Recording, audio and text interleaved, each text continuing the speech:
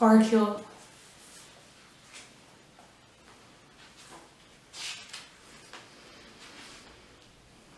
Dramatis personae, heroine, luminous, a star, maternal love, child, chorus, anti-chorus.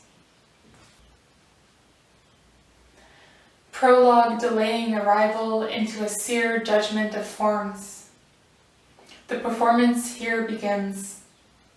Of sockets reduced to iterative dimension, of a well-timed cymbal crash suggesting hilarity or catastrophe, of a blemish transposed between acts upon a previously flawless exterior, or the morning whose evidence is concealed by a shroud, or the prayer whose veiling substantiates the backdrop to another simultaneity, only to be removed before the final scene, only to again return to the flawlessness of seeming, the perfection of the mask, giving way to breath or affirmation, repetitive, inseparable from life, and so becoming the most evocative expression of living, or any expression of living, or any memory of living, or any dream of living you might have experienced in the past, or living in the past, unable to verify the probability of that which has already transpired,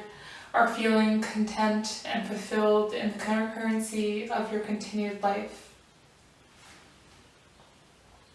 Heroine and Luminous stage a performance of Plato's Theaetetus, with Luminous as Socrates and Heroine as Theaetetus. Socrates. How many birds do you see there? Theaetetus. I am a boy whose willpower is mechanical. Socrates. To accept the accordance of change is to avoid refutation. Theaetetus. I am a girl whose monstrosity occurs on a gradient. Socrates. A pastoral throwaway between change and changelessness ignites a golden chord within the skeletal system. Theaetetus. In a garden on an incline. Socrates. A clear, uninhabited tone. Theaetetus. My skin consists of a hard, colorless wax struck through with gold. My skeletal system, soft red honeycomb. Socrates. Disparity. Theaetetus. This concurrence within the same name. Socrates. How many birds do you see there? Theaetetus. An oceanic bird, made of camel wax. Socrates. I have been refuted.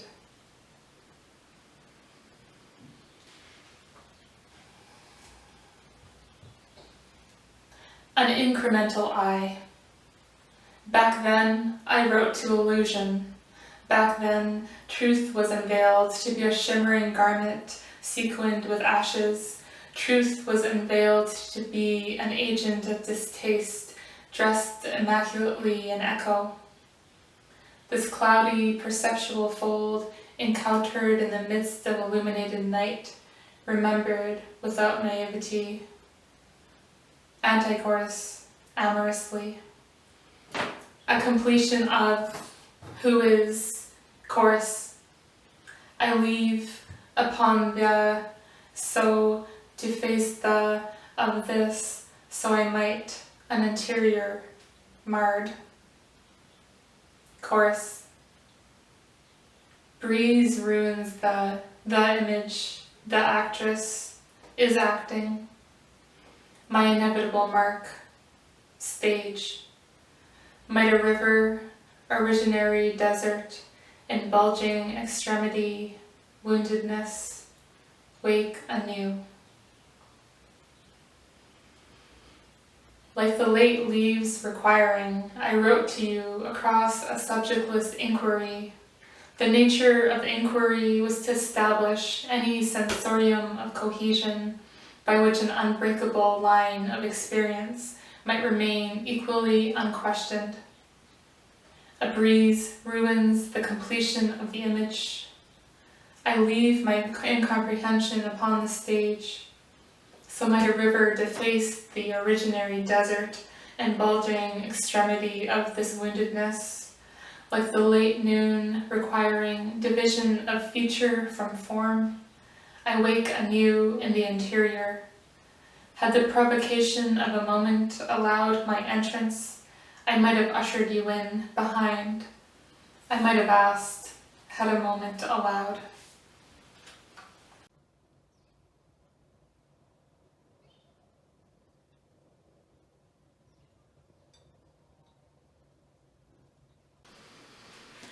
The world's priceless wreckage, wordless interiorities of resonance and replication, gardens of roses, gardens of intuition, gardens and gardens and gardens. A torn rose, worn in lieu of a shield.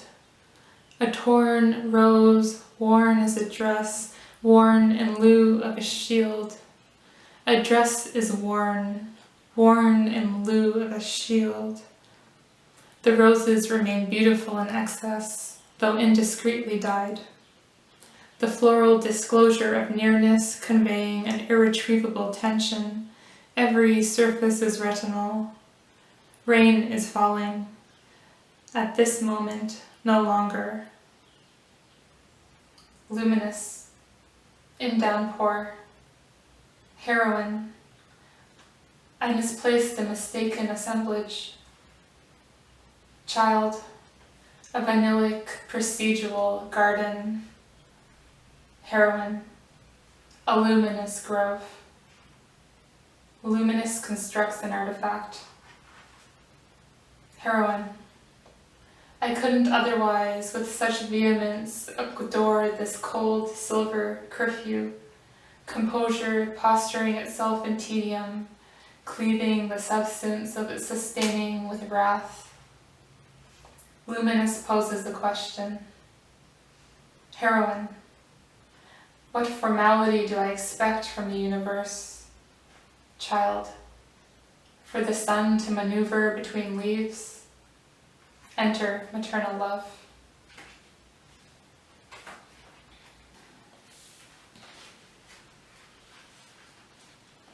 Failed requisite. This surpassing which recalls the world. This world, a requisite surpassing of itself. Anticourse. I am turning, the birds are, I don't know, course. In this sensation. Of all, I ended mine. It ended then in I will this course. I disappear, yet where? Anticourse. We, chorus. Where? The birds are flying again in this way. Why do they? Away from this path. Flying again in this way, when I became hearing them, way becoming aware of new and the sameness, other things. The war with resistance, me, won't see you any longer be. Am a ruin that wants time to, would I be without it? Desire to destroy, which can be destroyed, will I be? Anticourse. I received you, I received you, I received you beyond the terms of a possible storm, across the terms of any probable storm, I received. As this came to pass, and birds felt necessity in this way, the architectural emptiness of the dream paired its song with intentionality and surface.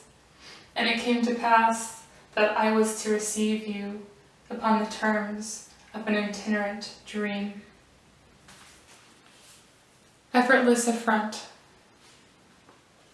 The starless weight of gain is a spiteful equanimity, as probability might cast its redirection in a manner supposing irrelevance, so must fate necessitate more than an alteration of that which has already passed. An unforetold changing of the immutable, the pastoral, the already imbibed, the memnotic, the dreamed, occurs beyond each simultaneity. There can be no messenger. Anti-chorus. Flower, this what is brought to me, stroking the iterative torso, I came to affliction.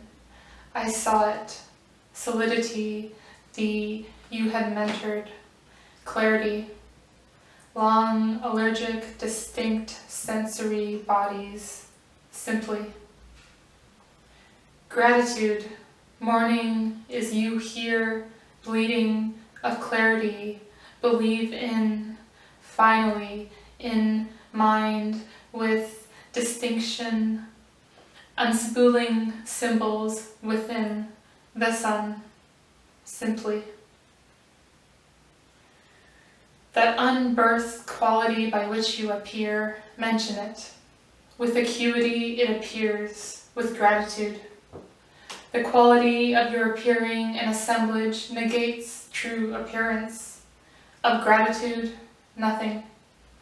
I speak only of roses, catering the edges between transformation, roses which have also occurred by another name, by whose unmoved quality also appears, unmentionable surface, unmentioned.